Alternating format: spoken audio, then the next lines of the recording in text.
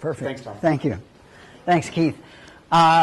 So unlike Terry's presentation, this is going to be codeless. So for those of you who want to write code, we're not going to do much of it. We'll probably look at a little code here or there. This is a website that we have, and it's pretty interesting because it, again, follows a little bit about what Terry was showing you. On the left-hand side are animations, should play if I'm still hooked up. So this is all written. There's no flash animation going on here. This is all written, and you can do different kinds of things to make this jump higher rather than what they're jumping. So that interactivity, the slider that he was pointing out, kind of just a place where it's working. Shadows, which are drop shadows. Remember, in the print world, you know, when we introduced drop shadows into InDesign, everybody had to have drop shadows everywhere. So now you can have them on the web everywhere you want as well. So this is just a little click. It doesn't show quite as well. I guess the projector's running a little hot here, so there's a little bit of a shadow there. There's a lot of little detail up here that's kind of getting missed here from a design perspective. So you could kind of run through all of the ones that he was referencing and see kind of basic illustrations of them in a design element way, how you might use them and how you might think about them. And then at the bottom, this is a nice one down here, the resources, which opens up a separate page. So lots of different resources, some of which I'll follow up on here in a second. But the specification that Terry was talking about, tools, we're going to talk about a couple of these, although I'm going to talk about Muse. Terry's going to talk about Edge a little bit. What's supported, what's not supported, where to go for more information. So that's another aspect of just getting there on this site. I ran across Modernizer. Just remember that. It'll come up when I talk about your website here, because I noticed that's used on the journalism website as well. So that's kind of interesting from that perspective. And that pops up in another window. And then if I go to the bottom one here, Adobe An HTML5. So this is just really almost how you get to the page we just started at. So this is off of our website. And it talks about some of the technologies that we have around HTML5, and actually not all of them. Okay? So to start this off from this perspective, you know, HTML5 and Flash, there was always that little bit of competitiveness there for a while. And there was the thought that, were we really supporting HTML5? How are we going to do that? What was our stance? And there are, Illustrator in the HTML5 pack was probably the first tooling that started going down that path. So, and the access to that, I'll talk about that in a second on Labs.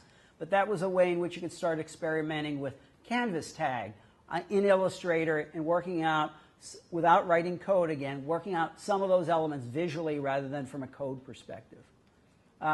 Dreamweaver in 5.5 introduces all of the CSS3 coding references, as well as, you know, setting up your doc type HTML to easily start to create HTML5 pages.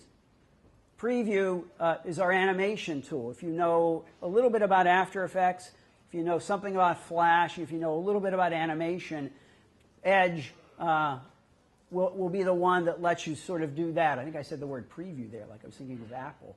But Edge will let you start to do simple and complex animations. And that's in beta, so if you haven't looked at that, you could download it. Typekit, PhoneGap, and then our Web Experience Management toolset. Typekit, I'm going to spend a little more time on in a few minutes. All right. So again, another reference to find out more about what we're up to and how to get there. And then, let's see, where am I? Wrong set here. I don't know how many of you are ever looking at tv.adobe.com, but this is our kind of free learning module set. And when CS5.5 launched, HTML5 capabilities were part of this particular video. I'm not going to play the video. They asked me if I wanted sound. I said no, so I guess I'm not going to, no sense hearing this play too loud, but because there's always a commercial first. But it's a little overview about what's in Dreamweaver CS5.5 and the ways in which you could start using it within that context. Right? But the idea here is that on the tv.adobe.com, there's a great wealth of resources, both about products as well as technology. So Greg, who works with Terry quite a bit, is going over some of the functionality that's built into Dreamweaver in that particular sense.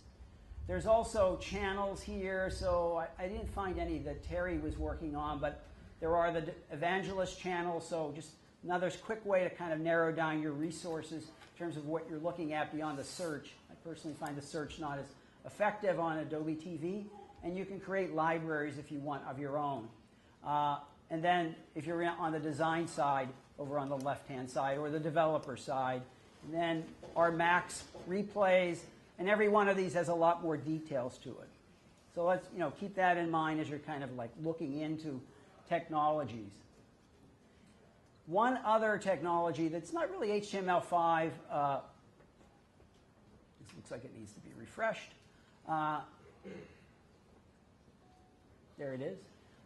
So we have introduced a handful of tool sets that are going to be on tablet devices. Right now they're on Android, as you can see, only.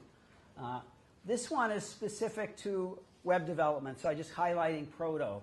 So Proto is a way in which you can, from a handheld device, start to lay out a website, start to add the structure to it through gestures, lay in, let's say, lorem ipsum type here, or text boxes or graphic areas. So you can conceptualize that and then pass it over to Dreamweaver or get it onto your system to develop it further. So there are a handful of tool sets that we're putting out that have to do with the tablets. They involve designing graphical, Adobe Ideas is one. There's one for Photoshop Touch. So there's about 5 of them that are available on Android now. And the idea is taking content, the quick ideation that you might need to do, and then pushing them over to a product that you need to finish them with. So that's, if you're on the Apple device, we should have that available by the end of spring, would be my guess. And then labs.adobe.com, this is probably the most important site from the perspective of getting information about what we're up to. So this is all forward-thinking technology, and what I would say as we look at this is kind of being, on one level, interested but cautious in what you're thinking about. So Muse, Edge, and Photoshop Lightroom are all products that are going to find their way into your hands at one time or another. But there are also technologies that we put out here, and you'll start to get a sense of what they are, and we'll get feedback, and they may or may not develop into a full-blown implementation. So just be aware of that. When I went and I was thinking about, for this kind of design portion of this, well, should I talk about Illustrator's HTML5 capabilities? And that technology has not really been developed since it was put up there. It's been up there about a year now, a year and a half. So not sure if that's going to turn into a really strong part of the next release of Illustrator. Just kind of thinking about it from that perspective. But the good part here is not only can you download Muse or Edge to get started with them, but there's also great tutorials here when you dive in a little bit deeper. This is another interesting one that just came up recently, which is an HTML5 converter for Captivate. Anybody use Captivate here? 1, 2 people. So Captivate typically is a way of doing, maybe screen captures would be one way to think of it, or little training videos or training concepts about how you might work with a tool that you were demonstrating. So it's quick shots of those, and you could add highlights and tests and those sorts of things. So this is a way of trying to take that content out and push it into HTML5. So we're, again, seeing what works, seeing what doesn't work. So this starts out usually very raw and then evolves into a more functional kind of technology. So that's a little bit about the background, some areas you might want to kind of look into. Then I looked at your website. Not that I I'm not sure why, but I was coming here. I should look at their website since this is about web, see what it looks like, how it works. And seems like, you know, a savvy crowd, probably more savvy about code than I am, really. But I went in to like view the source, and the first thing I saw was, wow, doc HTML. So that's an HTML5 site built by somebody else, but okay, that's the second line of the code. But nonetheless, it was HTML5, and I thought, that was interesting. I hadn't really expected that or didn't know what to expect. And it's hard to read it here, the other kind of element that I found interesting, but there was an interesting part of this that the fonts that are used here, particularly on the drop-downs, are not the fonts that you would typically see on a website. So where do they come from and how do they get there? And that's one of the benefits of HTML5 is fonts. So if you're on the design side of the world, fonts are like everything. You know, that's what conveys the information. That's what expresses your thoughts. That's what the page looks like. So and up till, really up till recent, you had like, what is it, 6, 8, 10 fonts, right? Serif, sans serif. Make it bold, make it italic. So now there's access to this other idea that we can start working with fonts. It's not easy, but it's possible. So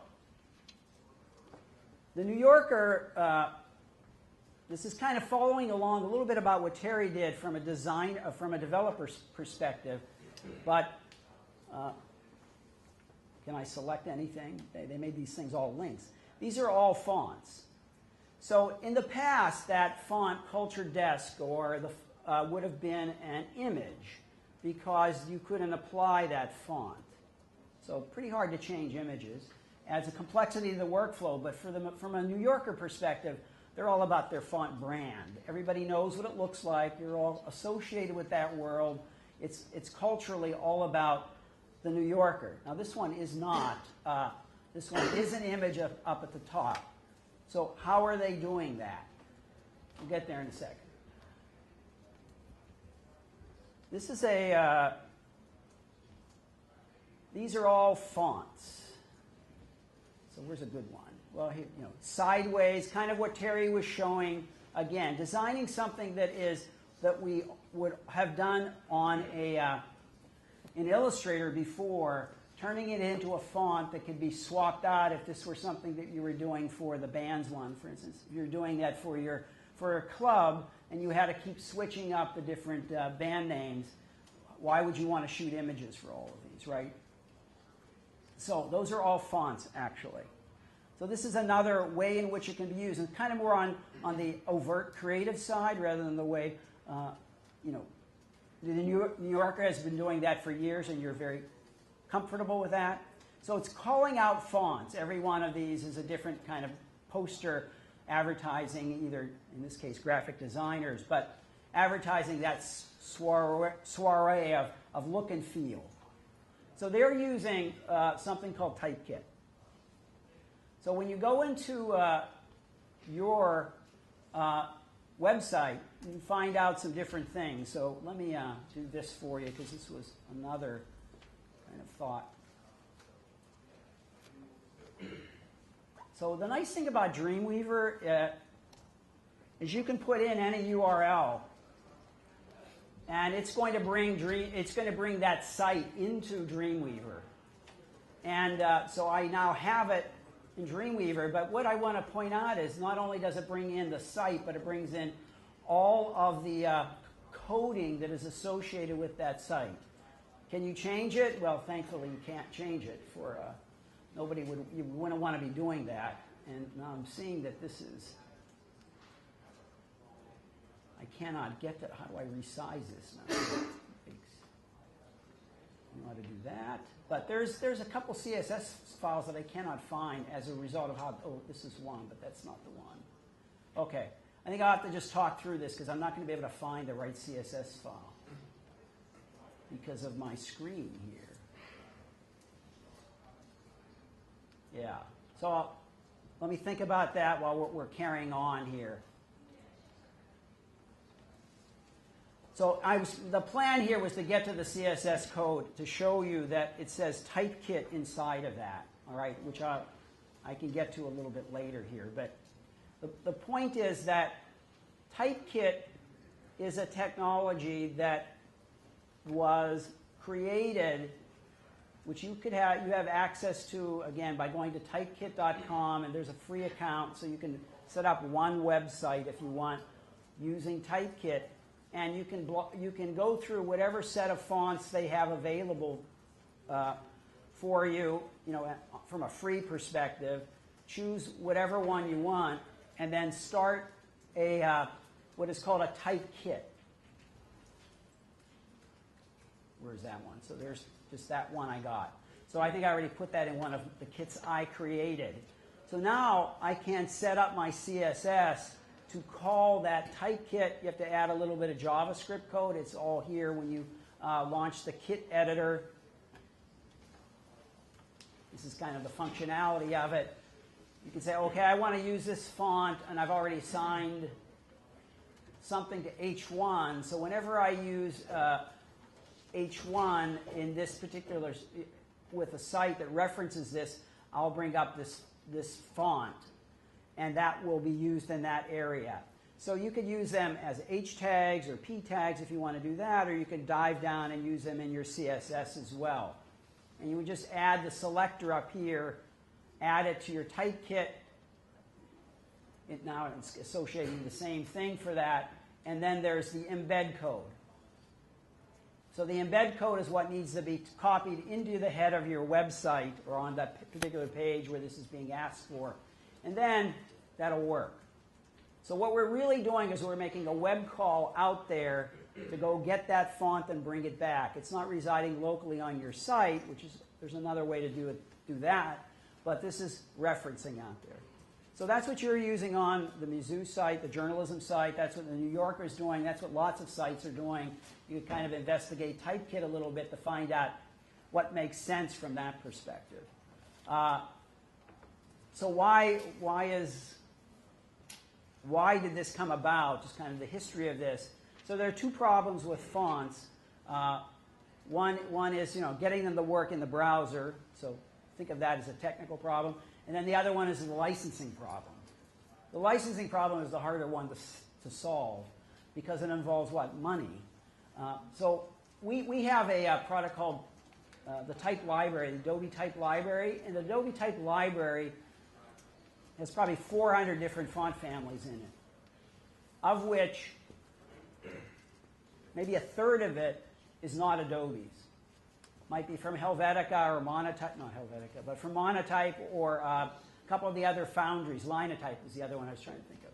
So Monotype or Linotype, they're in there. So you could have access to our fonts, use them on the web legally, but you can't have access to these other fonts. So that was always what the problem was. So that's where Typekit has come in. They've worked out kind of the licensing angle.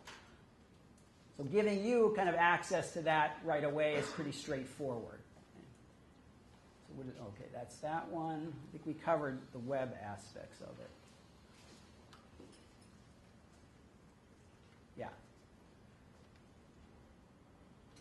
So one of the nice things about Proto is that it lets you design kind of this sort of structure for a website. So this is not Proto, this is Muse.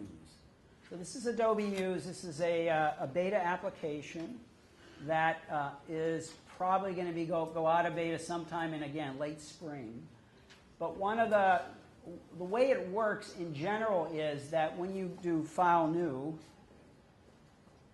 what you're doing in general is setting up your page size width, but you're also working with columns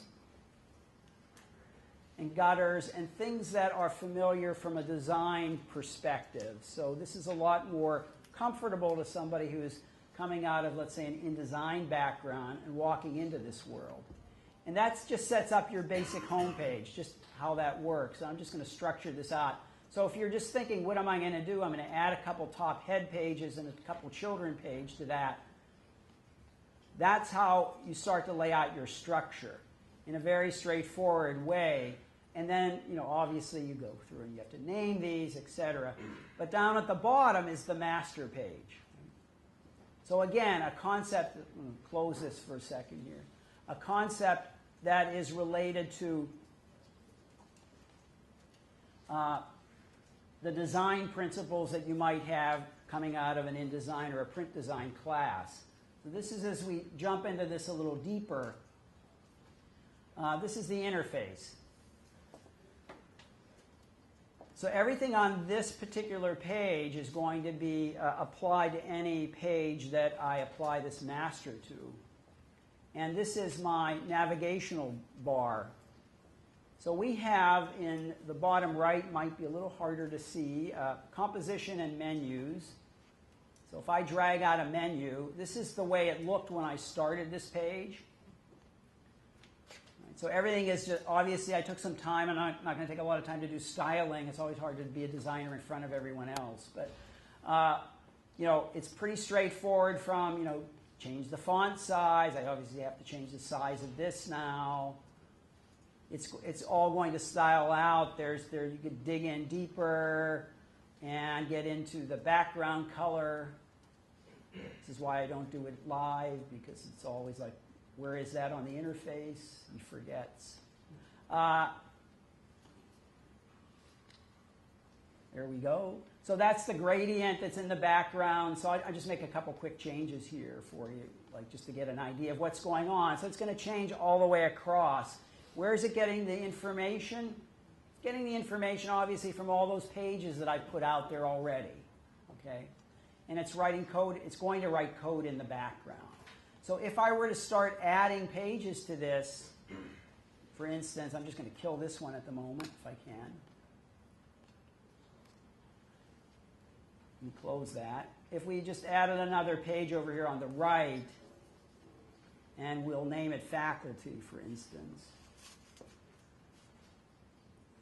that what we end up on our master page is we end up with that one being added automatically.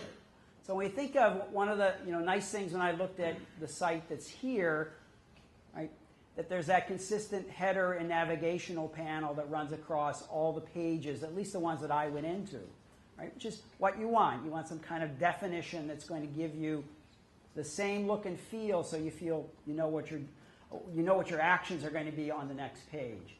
And I'd probably change academic program to something else. That's a little too long here, but. And we also designed a footer here. So the footer here, like you would see on most sites, on your site as well, and then the information in the middle is there to expand, right? So based on, we'll get to a page in a second, I'll show you what I mean. So if we want to make modifications, you could see how I started the modifications. You either click or double click to get into it, but there's this little heads up display. I think we're still using that term. But when you click on that for whatever element you've drug on, you're going to end up with some options. So my menu type is all pages. You have a couple, or just the top pages. So where it says academic programs, there's some subcategories there. So that's why I'm using all pages. Edit together, again, I could edit them independently. And then there's some other icons and labels that I can use, right? So just few things to understand about it. Basic, same idea out of a print publishing idea of a master page. The image in the background is the browser fill, and it has some options as well, how things are going to move in reference to that. So structuring that sets up, a kind of look and feel for this page, which again, on this is a little bit harder to look at on this monitor size that we're viewing, okay? So what I have going on here, let me just kind of break down the page here a little bit.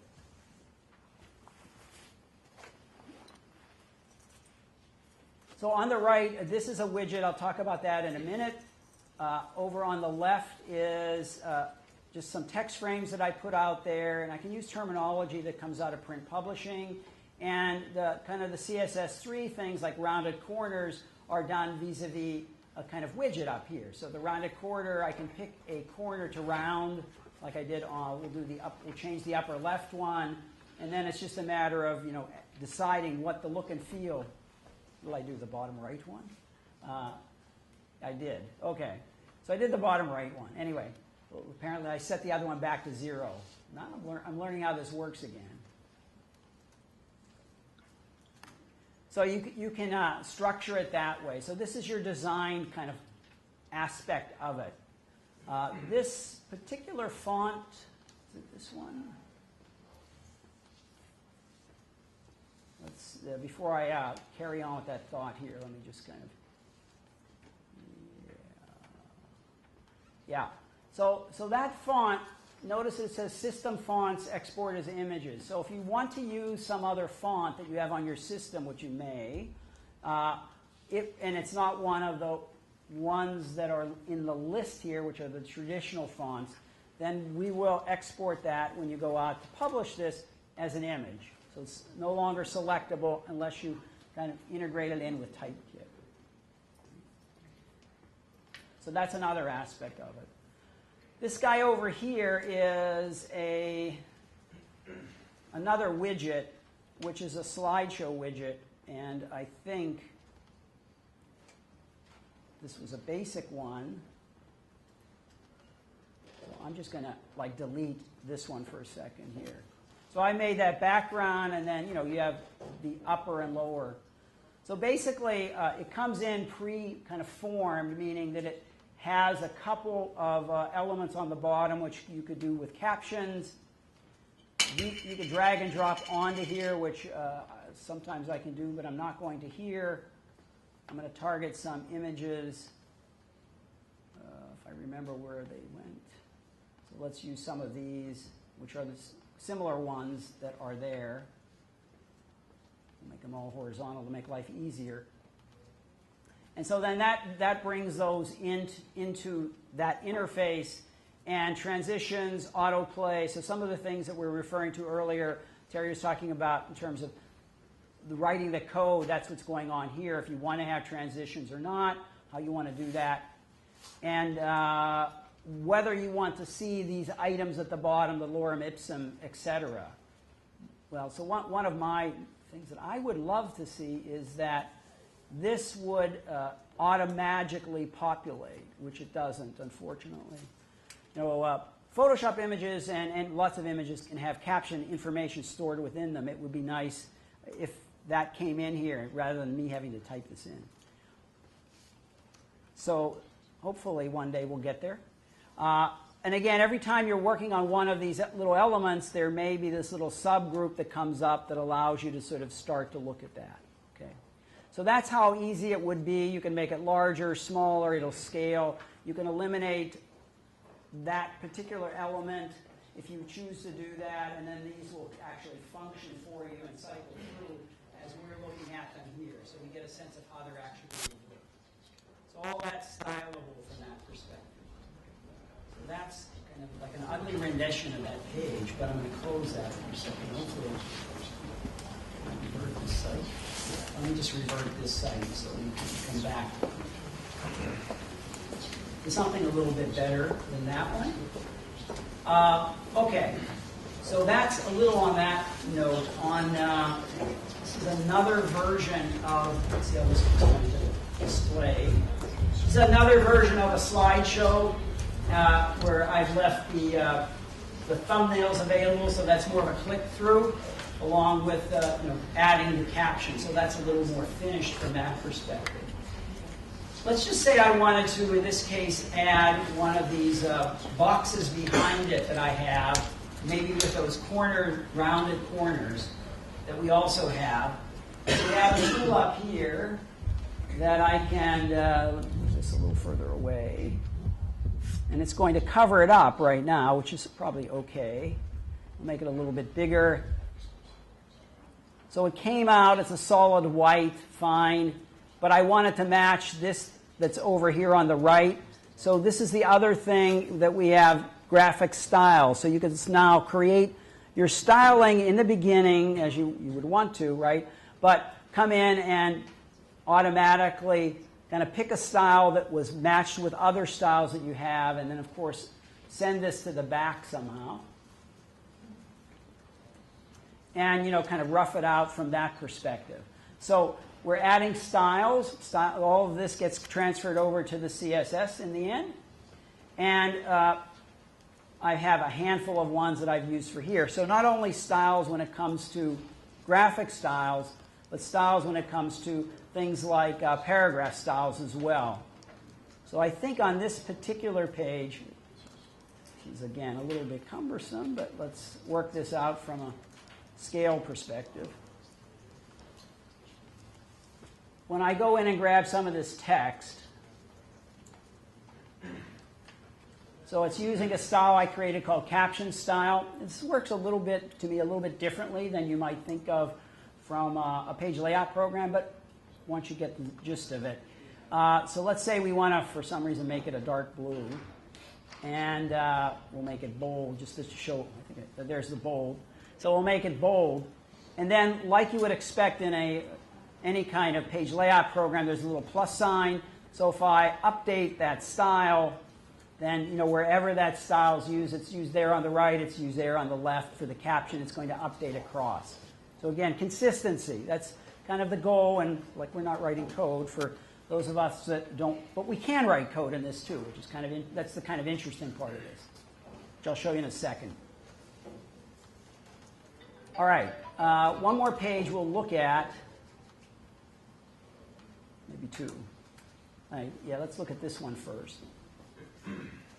So this one was just from the idea of I want to make some links, and you can, once you have your pages structured out, these are kind of huge links, but you saw the page before that. So the hyperlink is just really off of this. I'm going to link to whatever pages I want, or I'm going to add a specific hyperlink that's going to take me off the page, off the site if I need to do that. So this is referencing all of the pages that are either above or below this one. So pretty straightforward from that perspective. And this one is a little more complex of a widget. So this widget here, expands or contracts. So it's basically the same widget. That's a menu. Composition. No, that's not the right one. Let me pull this up so I can see everything. It's a panel. It's one of the panels. So it starts out looking like this. Everything comes in gray. And then I added the image, these little embellishments in the background, and added the type on top and did a little bit of styling. If I want to add another one, you just kind of click.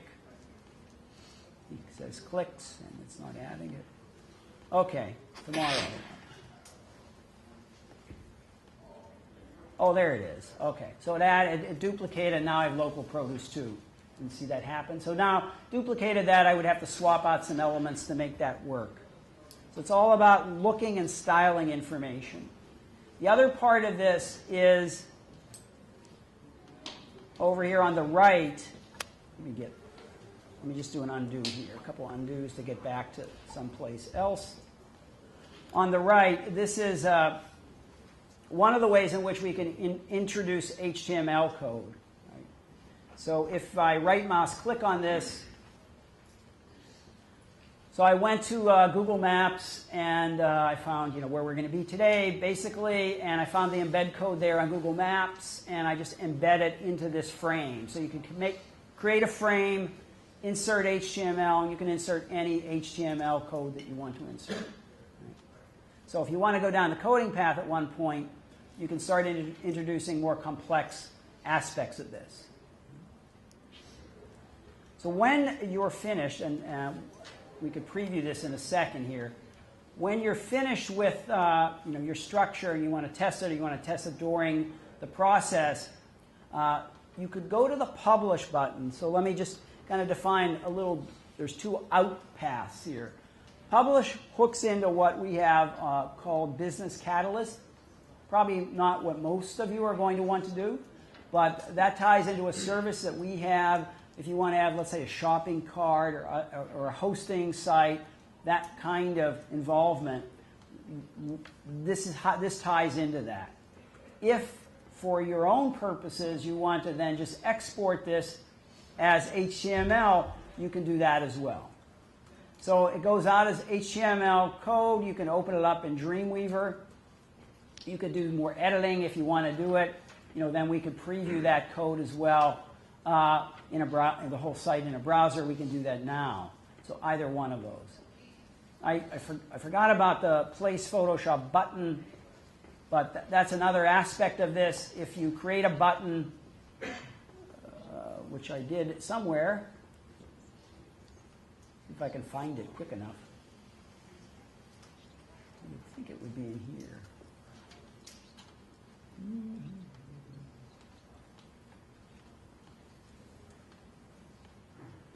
So it's just a button with a couple different states, just kind of as an idea. I really didn't take this much further than this. But what's nice, of course, it's not too different from what we do in some other products, but you can choose what layer set you want to bring in. So the first one, I just wanted to have it as a button, and on the rollover state, I want to have everything there. I can place it on my page in like a place that's going to make no sense at the moment. But so that's the area that it's in. Say I wanted it as part of my look and feel up here.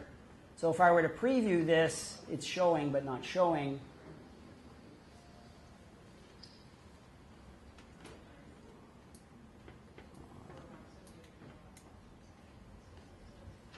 Lost my visual line there.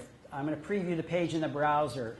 For some reason, right now, this one is not really... if I try to preview on my computer, it tends to fog things up. So this is how this page would work, right? You get that kind of... I'm going to show you this in another second somewhere else, but gets that action going. This is... well, that's that working, right? So that's how that would work. You could add a link if you want to. It's not really JavaScript the way Terry was talking about. So this is a live link in terms of where we are at the moment. So that works also by doing that embed code, or you could launch it into another area. So that's sort of the look and feel of the program.